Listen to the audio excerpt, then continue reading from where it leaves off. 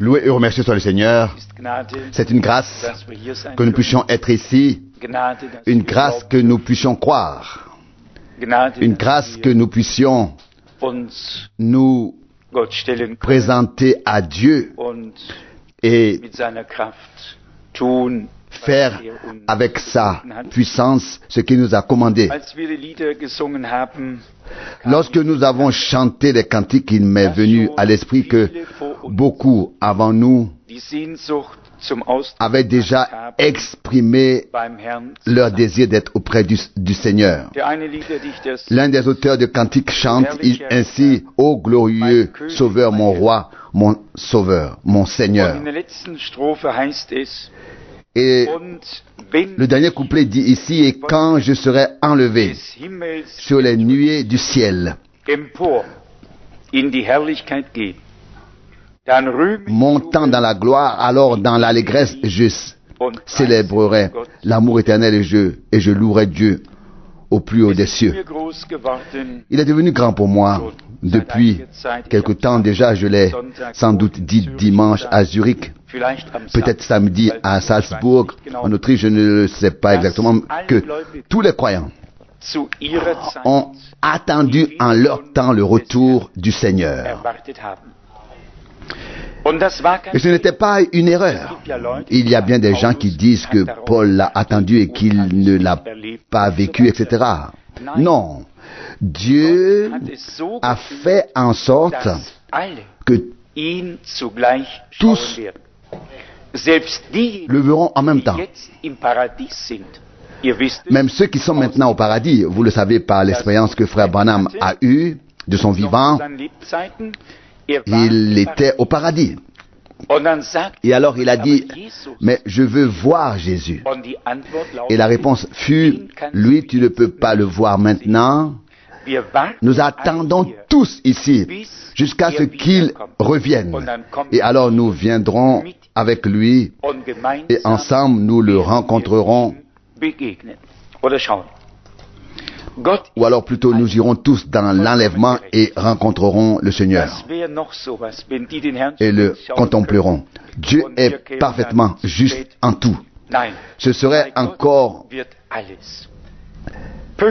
quelque chose s'il pouvait déjà voir le Seigneur et que nous arrivions alors plus tard. Non, avec Dieu tout sera ponctuel, juste, saint et satisfaisant pour tous. Et j'ai pensé à la parole de l'Ancien Testament. Il y a en fait deux paroles. L'une est tirée d'Hébreu. Nous avons déjà lu Hébreu ici, mais il est dit à la fin d'Hébreu 11, où le mot foi apparaît au moins 24 fois, que tous ces gens ont attendu, mais n'ont pas vécu les promesses, mais ont attendu qu'elles s'accomplissent. Et il est dit, ou bien alors que la promesse s'accomplisse. Et il est dit à la fin, c'est-à-dire Hébreu 11, verset 40, Hébreu 11, verset 40, parce que Dieu avait prévu pour nous quelque chose de meilleur. Il ne devait pas parvenir à la perfection sans nous. Pas sans nous. J'ai déjà dit parfois que rien ne se fait sans nous dans le royaume de Dieu. Nous devons toujours être présents. Nous sommes ici sur terre maintenant et quoi qu'il arrive dans le royaume de Dieu, nous devons y participer à tout prix. Un autre passage qui en témoigne aussi très clairement se trouve dans 1 Thessaloniciens au chapitre 4, verset 14. 1 Thessaloniciens 4, verset 14. Car si nous croyons avec certitude que Jésus est mort et ressuscité, il est tout aussi certain que Dieu réunira avec lui par Jésus ceux qui se sont endormis. Ça, c'est la parole du Seigneur. Paul dit, oui, je vous le dis, sur la base d'une parole du Seigneur. comme une parole du Seigneur. Tous ceux qui nous ont précédés seront présents lors du retour du Seigneur. La résurrection aura lieu et ils recevront leur corps de résurrection, et nous qui sommes vivants et qui restons, nous serons transformés et ensemble nous verrons la face de Dieu. Nous sommes reconnaissants que Dieu ait fait un plan aussi glorieux et reconnaissant qu'il nous ait inclus dans ce grand plan. À quoi nous servirait le plus grand et le plus glorieux des plans de Dieu si nous n'étions pas insérés dans ce plan? À quoi me servirait la béatitude, le salut, le ciel, la vie éternelle, si toutes ces choses n'étaient pas là pour moi? Mais grâce à Dieu, remercié soit Dieu, elles sont là pour nous et nous sommes là pour ces choses. Nous sommes faits pour le royaume de Dieu. Et donc, toutes les choses qui appartiennent au royaume de Dieu nous sont destinées. L'un ne peut pas être séparé de l'autre. C'est tout simplement insoluble, inséparable. Eh bien, vous savez, quand tant de paroles de Dieu sont lues, combien de pensées s'y trouvaient? Une grande abondance de pensées glorieuses de Dieu, de réprimande, de consolation, d'exhortation. Il y avait tout ce que l'on peut imaginer ou dont on a besoin. Dans Genèse, j'ai bien sûr tout de suite relu, comme j'en ai l'habitude, et j'ai remarqué que dès le commencement, juste après la sortie, donc dans Moïse, avant même la législation proprement dite, la détresse commença déjà dans Exode. La détresse a déjà commencé, pas seulement 40 ans plus tard, mais juste après la sortie du peuple. Je voudrais lire un peu d'Exode 15 et d'Exode 16 pour comprendre ce qui va suivre.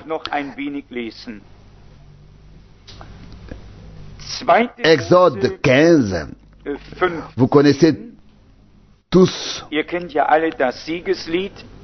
le chant de la victoire que les Israélites ont chanté. Il commence au verset 1. Exode 15, verset 1. En ce temps-là, Moïse et les Israélites chantaient le cantique suivant à la gloire du Seigneur. Puis vient le beau cantique qui fut chanté. Il y a quelques couplets, pas seulement 4, mais plusieurs. C'est presque un chapitre entier. Mais après ce chant, après avoir chanté ce que Dieu a fait, il se termine par les paroles: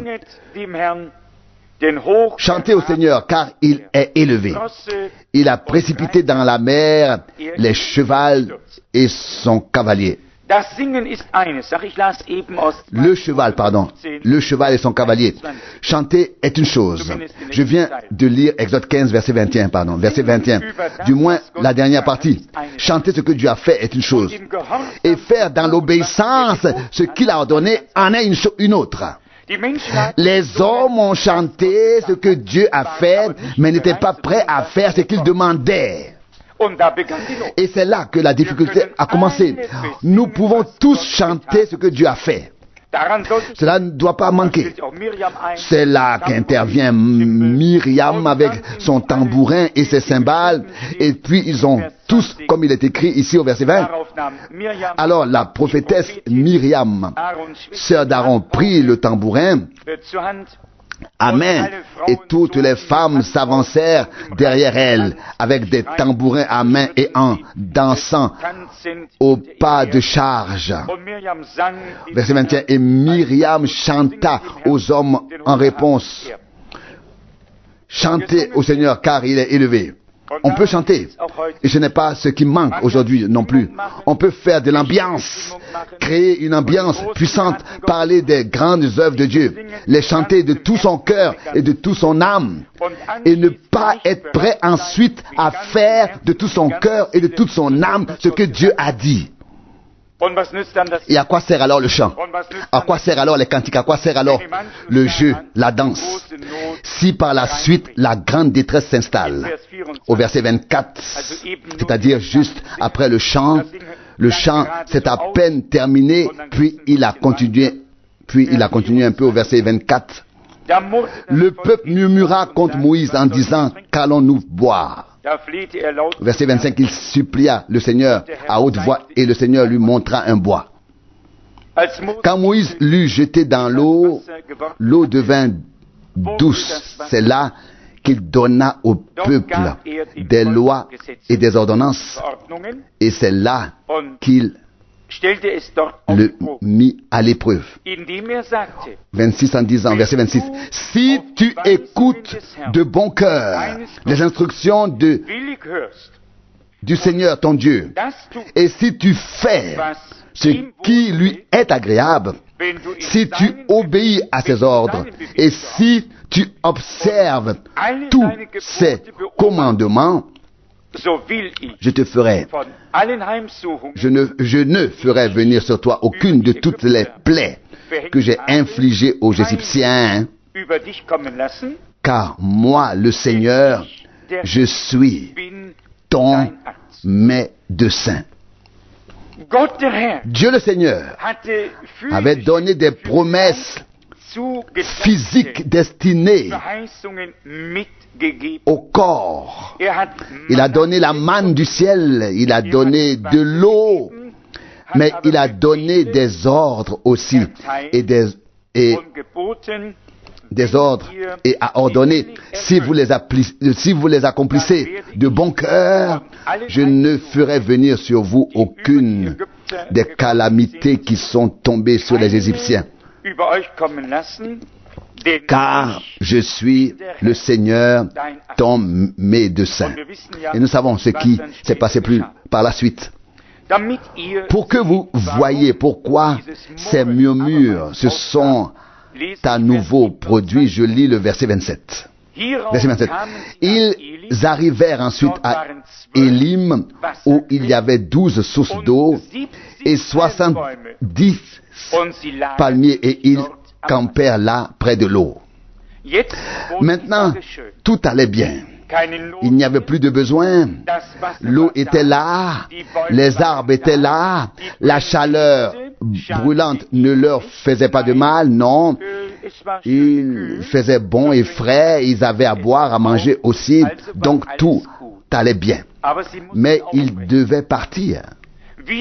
Nous aurions dit, vous allez rester là, oui, vous avez tout ce qu'il vous faut, rester là, mais il est écrit, Exode 16, verset 1, ils partirent d'Élim, et toute l'assemblée des Israélites arriva dans le désert de Zin, entre Élim et le Sinaï, le 15e jour du 2e mois après leur sortie du pays d'Égypte.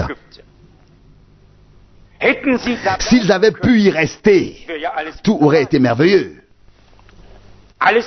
Tout est magnifique. 70 palmiers, 70 palmiers, c'est une belle quantité, 12 sources d'eau, une pour chaque tribu. 70, c'est aussi un beau chiffre biblique. Plus tard, 70 ou bien 70 anciens sont montés avec Moïse et les deux autres. Tout était très bien. Puis ils sont entrés dans le désert, dans l'épreuve, pour prouver que nous suivrons Dieu à tout prix, que nous lui obéirons et que nous le croirons, même si les choses ne se passent pas comme nous en avions l'habitude ou comme elles pourraient nous convenir.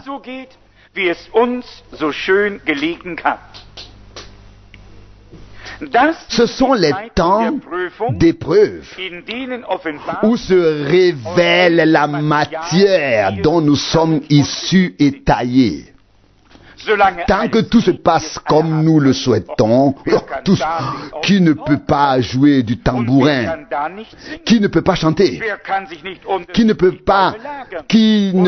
se camper sous 70 arbres, s'asseoir et boire aux 12 sources, qui ne peut pas chanter ce que Dieu a fait. Il a pourtant, n'est-ce pas, précipité dans la mer le cheval et sa monture. Alors on chante, mais ce n'est pas tout. L'épreuve est venue et l'épreuve vient sur quiconque a suivi le Seigneur et ensuite a été appelé à sortir d'Égypte et se trouve en chemin vers la terre promise. L'épreuve vient sur lui. Un chemin de Dieu sans épreuve, cela n'existe pas encore. Ou bien, quoi? Cela n'existe pas. Non. Un chemin de Dieu sans épreuve, cela n'existe pas. Le chemin de Dieu est escarpé et souvent épineux, mais il nous fait du bien. Et heureux celui qui ne murmure pas trop. Parfois nous ne murmurons pas non plus à voix haute. Parfois nous sommes seulement insatisfaits et nous nous plaignons de nous-mêmes et de notre sort, puis de Dieu et de tous les hommes, car ils sont tous coupables sauf nous, n'est-ce pas? C'est toujours les autres. C'est pourquoi Dieu doit nous apporter le calme intérieur, nous faire comprendre qu'en toutes circonstances, nous devons lui faire confiance, le croire, le suivre et le servir. Vous savez que c'est ici que la manne est tombée pour la première fois. C'est ici que la manne est tombée pour la première fois.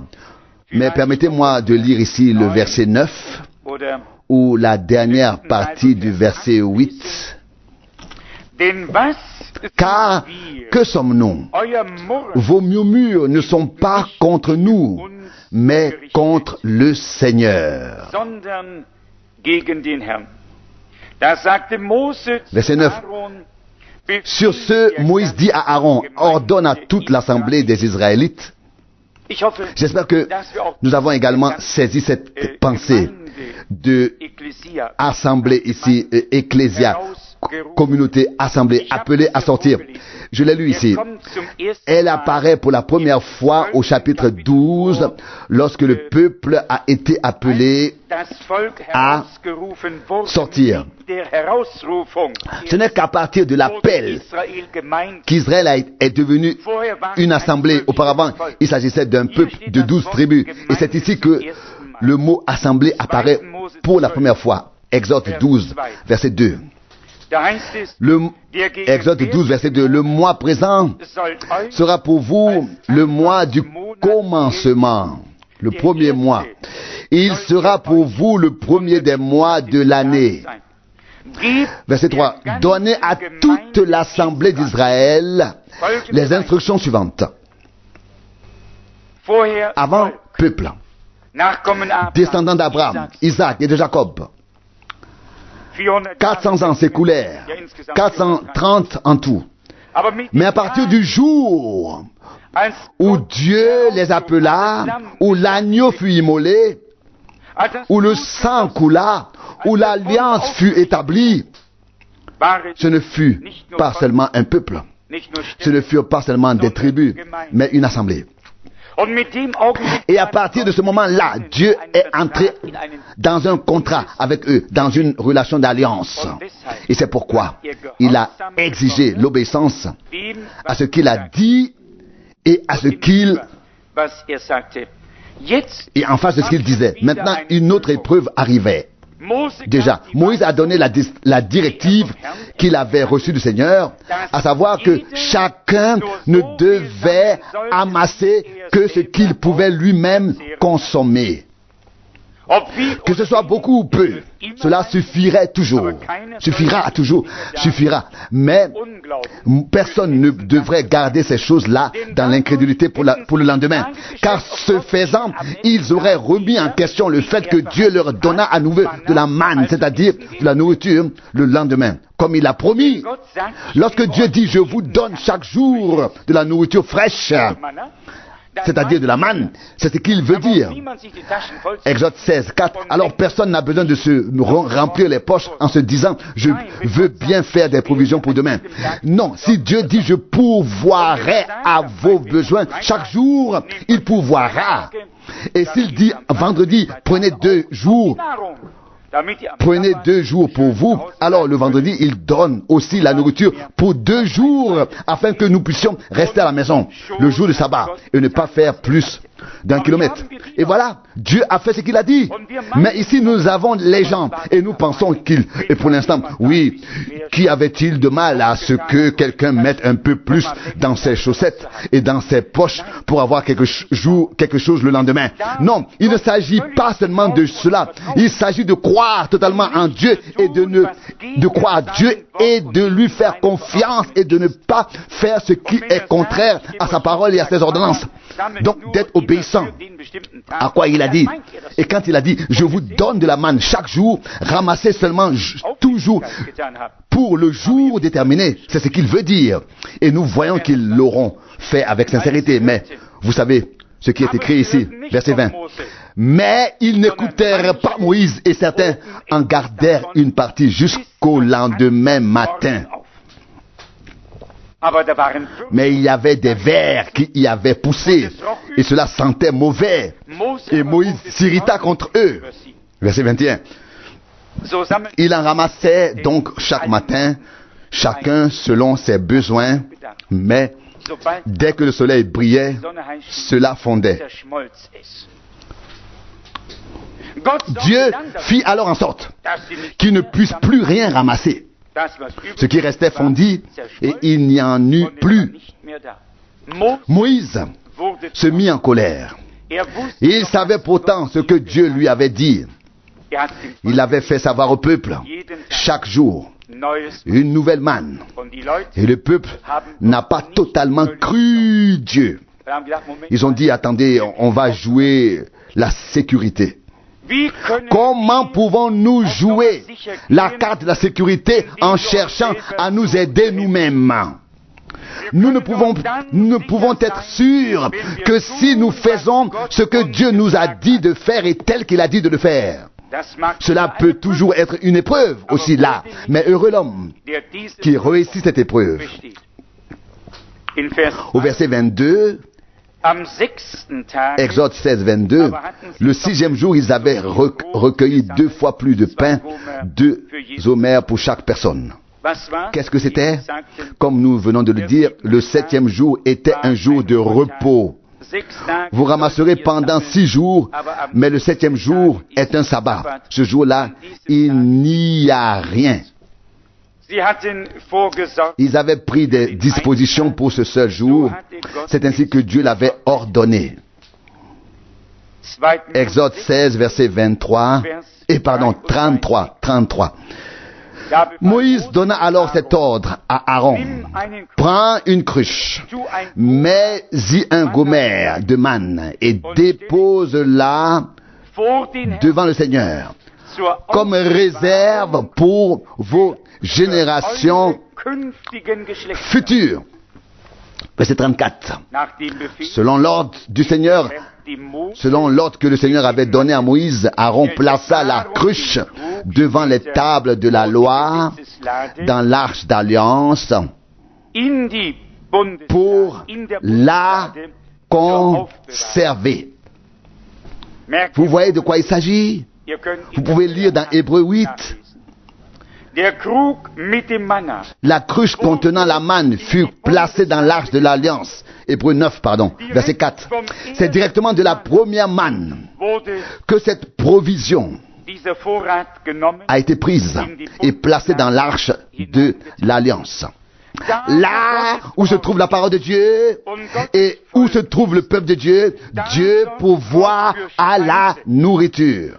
Et c'est là qu'il a témoigné et dit, conservez pour témoigner. Conservez cela comme un témoignage dans l'Arche de l'Alliance. Quelle magnifique image de l'Église du Nouveau Testament. Ce qui a été donné à l'Église autrefois à la Pentecôte est toujours valable jusqu'au dernier jour. Aujourd'hui encore, c'est la même manne. Pourquoi est-il écrit dans l'une des épîtres? Et je lui donnerai une manne cachée. Apocalypse 2, 17. La manne qui ne se trouve pas n'importe où, mais qui a été conservée dans l'Arche de l'Alliance, c'est-à-dire là où se trouve la parole de Dieu. Qu'y avait-il dans l'Arche d'Alliance? Dans l'Arche d'Alliance se trouvait la parole. Et l'homme ne vit pas de pain seulement, mais de toute parole qui sort de la bouche de Dieu. Matthieu 4, 4. Qu'est-ce que la manne? La manne était la parole prononcée qui se manifestait. Dieu a parlé et elle était là. Dieu a parlé et elle était là. Et ce qu'il a dit existait, apparaissait. Dieu l'a fait garder là où elle devait être. C'est-à-dire dans l'Arche de l'Alliance. Dans l'Arche de l'Alliance. Je viens d'en parler.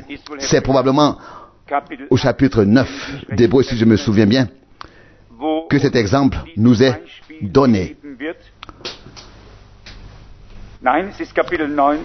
Oui, chapitre 9, verset 3.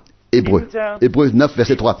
Mais derrière le second voile se trouve la partie de la tente appelée le lieu très saint. Verset 4. Avec l'autel des parfums en or et l'arche de l'alliance entièrement recouverte d'or, dans laquelle se trouvait la jarre d'or contenant la manne ainsi que la verge d'Aaron qui avait fait éclore des fleurs et les tables de l'alliance. C'est ainsi que Dieu l'avait ordonné. Comme témoignage, comme confirmation qu'il prend soin de son peuple. Il ne se contente pas de faire sortir son peuple, il prend soin en attendant et est prêt à faire entrer ce peuple dans la terre promise. Les épreuves qui s'abattent sur nous font partie de notre être de croyant. Sans cela, rien n'est possible. Ce sont nos épreuves de foi, d'obéissance, de suivre dans la suite du Seigneur, en suivant le Seigneur, en tant que disciple. Et elles ne devraient pas nous déconcerter. Au contraire, nous devrions savoir qu'elles en font partie. Le chapitre 17 a déjà été lu par le frère avec Moïse et le peuple. Il y a alors eu des allers et retours et ils ont demandé et ils ont dit, est-ce que le Seigneur est vraiment au milieu de nous ou non? Bien-aimés, laissez-moi dire cela aussi. Même si nous ne provoquons pas ici une atmosphère artificielle, nous pouvons quand même dire le Seigneur est au milieu de nous. La meilleure pierre de touche n'est pas le tambourin et la cymbale. La meilleure pierre de touche est de savoir si nous recevons, apprécions et aimons la manne cachée, la parole fraîchement révélée par le trône. Et si nous savons que l'arche de l'alliance a été ouverte et que les mystères ont été révélés, tout le monde peut chanter. Et certains peuvent aussi danser même. Et entre nous, je n'ai pas besoin de le dire à qui que ce soit, mais on danse aussi parfois autour du veau d'or. Et là aussi, il y avait beaucoup d'ambiance créée.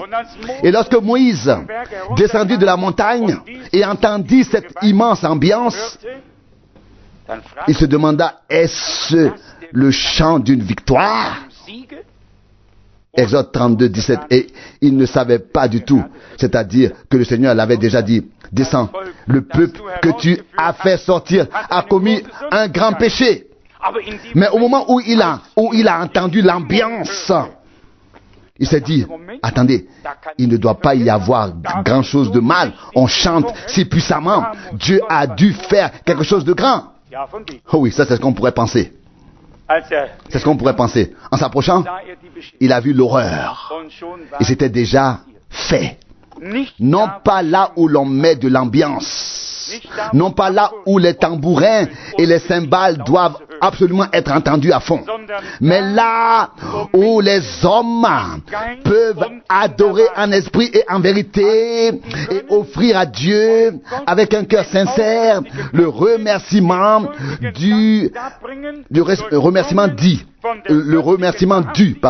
imprégné de la véracité divine de la parole et de l'esprit. C'est là que Dieu est présent. Alors si les tam-tams, les tambours et les cymbales s'y ajoutent, que cela nous convienne. Et si quelqu'un se met de bonne humeur et se réjouit, nous sommes tous reconnaissants à Dieu. Mais ça c'est l'ordre divin. Tout ce qui fait partie de son programme, cela doit être d'abord présent. L'un ne peut pas être dissocié de l'autre. Il y a tant de leçons à tirer de cette histoire.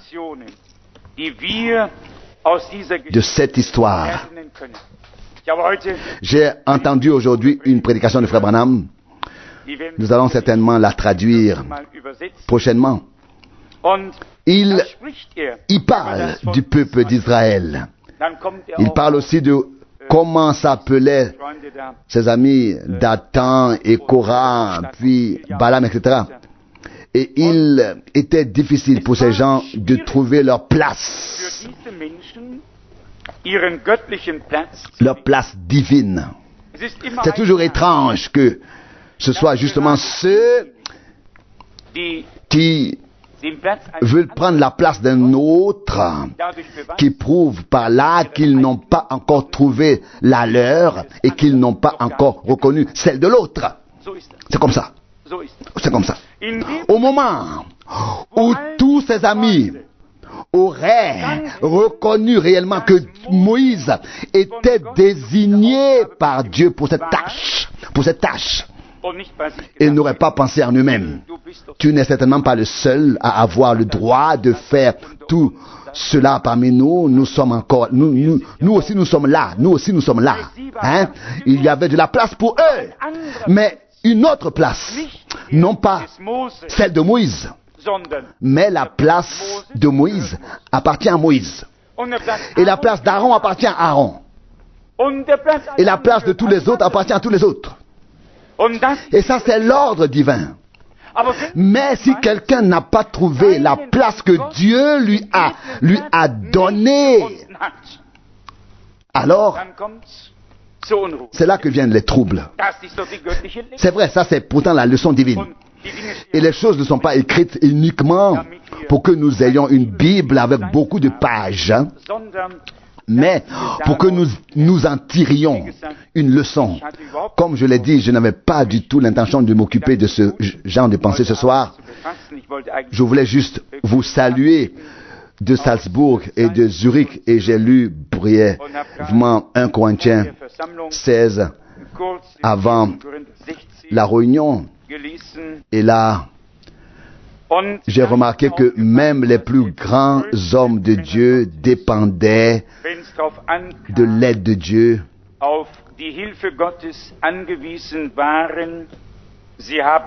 Quand il le fallait, ils ont fait des projets, ils ont envisagé des voyages. Ils ont dit, si c'est la volonté du Seigneur, ceci ou cela arrivera.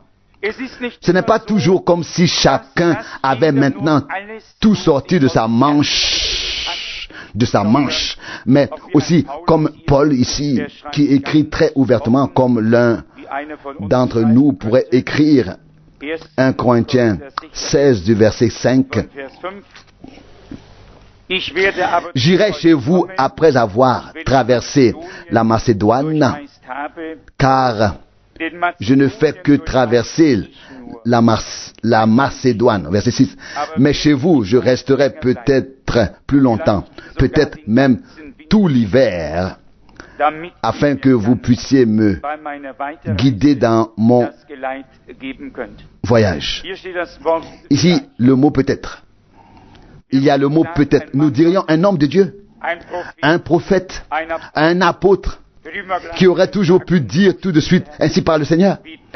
Comme je suis reconnaissant pour la Bible, comme je suis reconnaissant pour la sobriété de ces véritables serviteurs de Dieu. Et pas un seul d'entre eux n'était un fou pieux. Ils étaient tous des hommes de Dieu d'envergure, mais ils gardaient les deux pieds sur terre. Là où ils avaient une parole du Seigneur, ils écrivaient, ce n'est pas moi qui le dis, mais le Seigneur.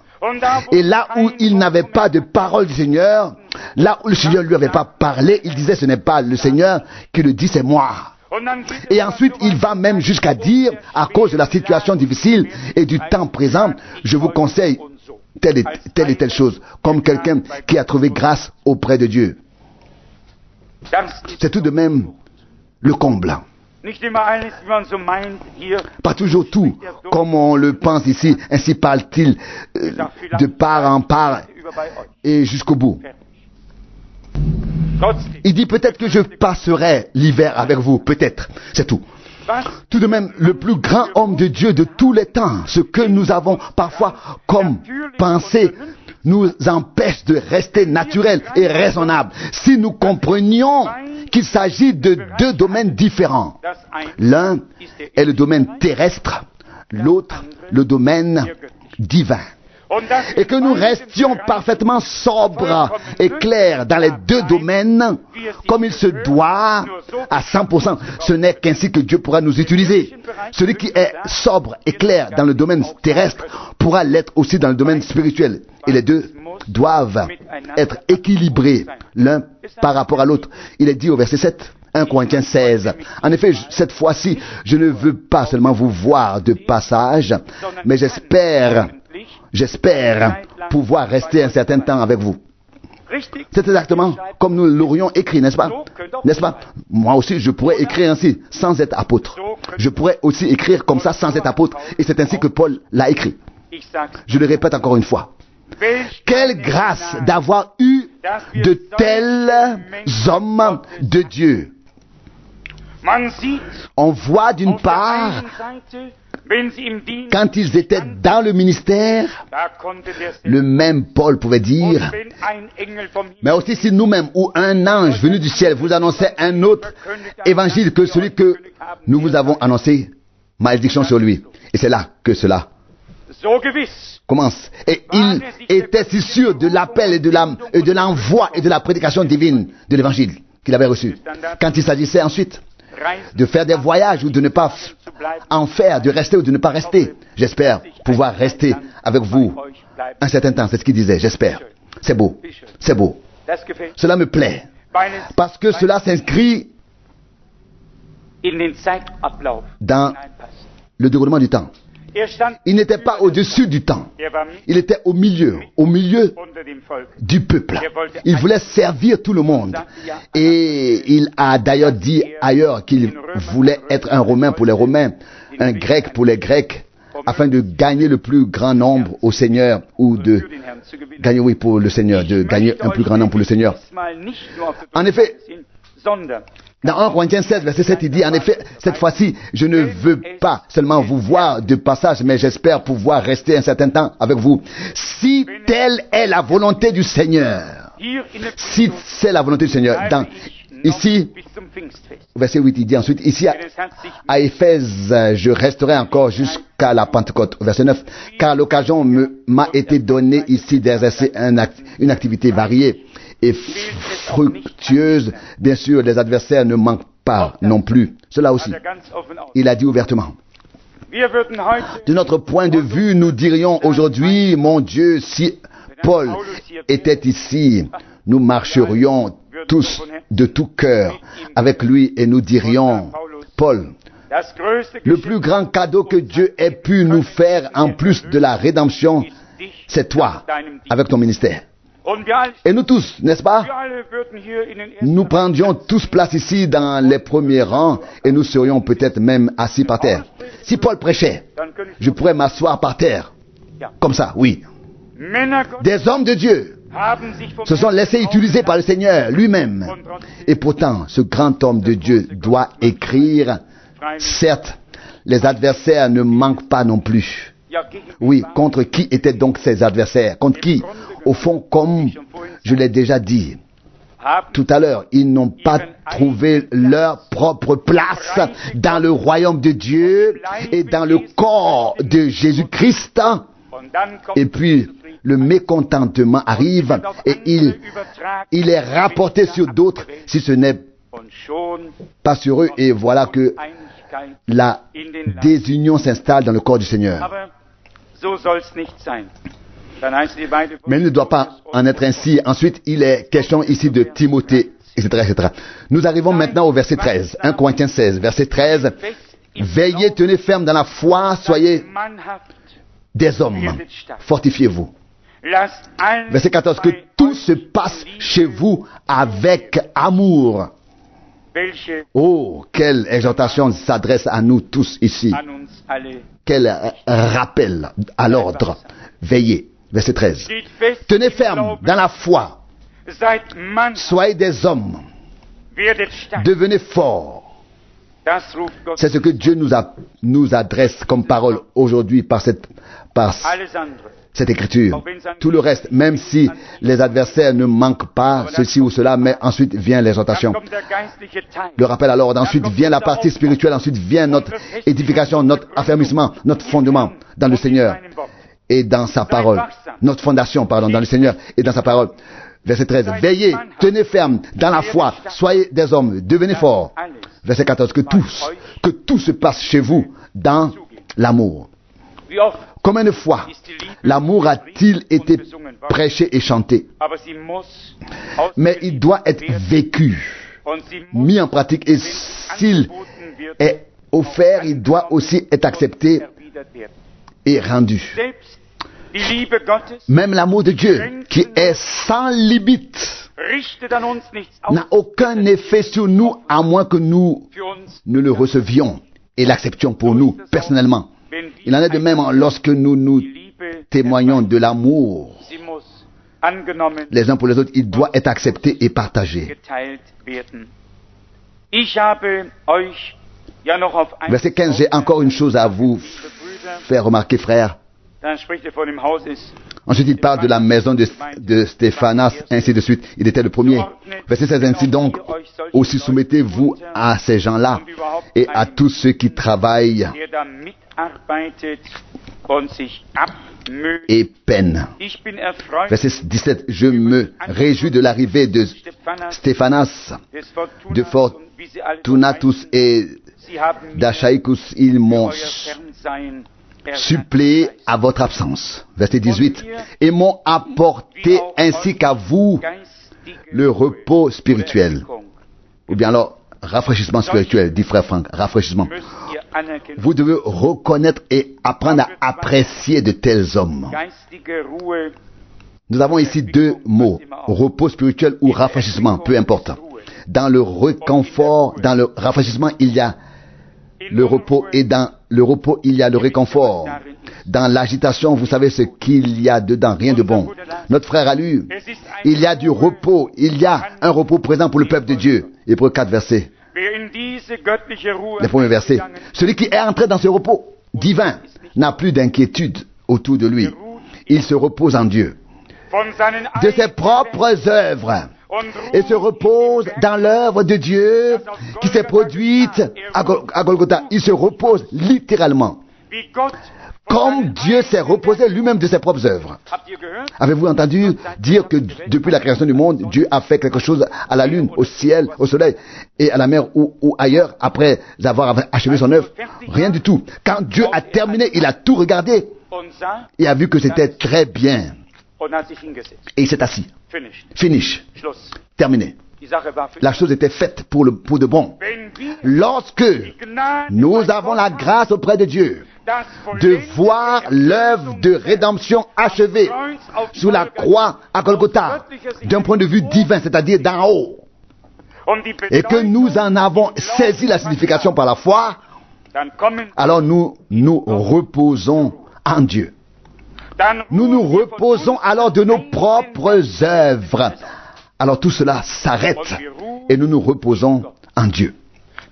Nous nous reposons dans la rédemption. Nous nous reposons dans le pardon, dans la réconciliation, dans le salut, dans la grâce. Alors, ce que nous avons reçu dans la foi devient une réalité divine. Qu'avons-nous lu?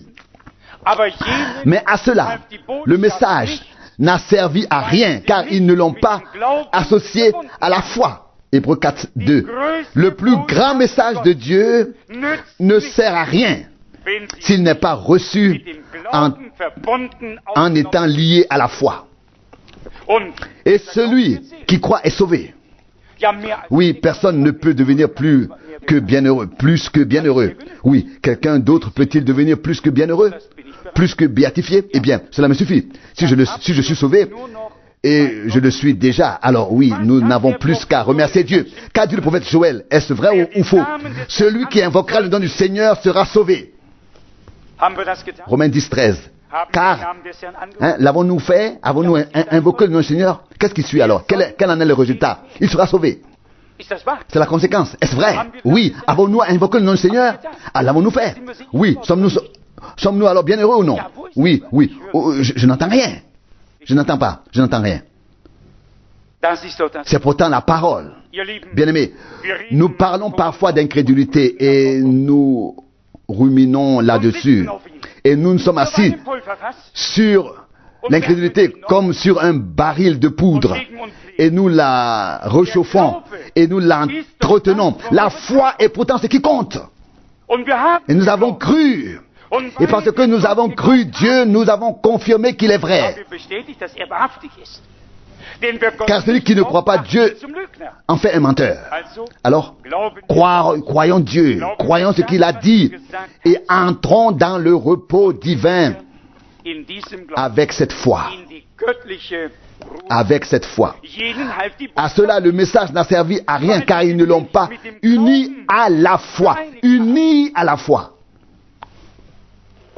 Pour nous, il a été utile et bénéfique parce que nous l'avons associé à la foi et nous l'avons reçu, accepté, accueilli. Et c'est pourquoi il est devenu une partie intégrante de notre vie. Pour finir, voici les derniers versets qui, j'en suis sûr, vont nous traverser les jambes et la moelle. Voici ma salutation de la main de Paul, 1 Corinthiens 16, 22. Si quelqu'un n'aime pas le Seigneur, qu'il soit maudit. Maranatha. Verset 22, 1 Corinthiens 16. Verset 23, que la grâce du Seigneur Jésus soit avec vous. Verset 24, mon amour est avec vous tous dans le Christ Jésus. Quel salut! Quelle salutation! Quelle salutation d'adieu! Quelle exhortation! Quelle parole sérieuse! Celui qui n'aime pas le Seigneur, oui, la colère de Dieu reste sur lui. Et alors, et avec la colère, la malédiction. Et avec la malédiction, la condamnation. Mais celui qui aime le Seigneur, avec l'amour dont nous avons été aimés, en étant appelé à sortir, celui-là est béni, béni de la bénédiction du Dieu Tout-Puissant. Notre Seigneur a dit, celui qui m'aime, il gardera ma parole. Jean 14, 15. Gardons la parole de Dieu à tout prix. Ne murmurez pas. Beaucoup l'ont déjà fait. Et ils sont restés sur le carreau, comme le peuple d'Israël.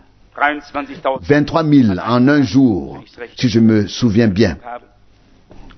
Soyons de ceux qui avancent dans la foi, de ceux qui sont reconnaissants, de ceux qui portent l'amour de Dieu dans leur cœur. Et avec cet amour divin, nous pouvons aussi aimer le Seigneur et aussi tous ceux qui ont été aimés aimés, qui ont été appelés à sortir par amour, par l'amour de Dieu, sans effort, sans peine. L'amour de Dieu est quelque chose de vivant, d'actif en nous. C'est ce que veut dire ici la salutation de Paul lui-même. Si quelqu'un n'aime pas le Seigneur, qu'il soit maudit. Quelle parole sérieuse. Elle est suivie de Maranatha. Que signifie ce qui signifie le Seigneur vient. C'est ainsi qu'il est communément admis.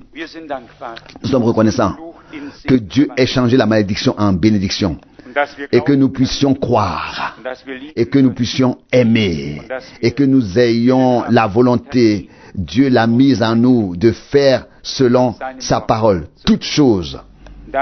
Ainsi il est écrit ensuite, verset 23, que la grâce du Seigneur Jésus soit avec vous. Et si sa grâce est avec nous, tout ira bien. Alors tout sera bien. Nous ne devons nous inquiéter de rien, seulement dans la confiance de tout remettre au Seigneur. Et il a promis de tout faire bien.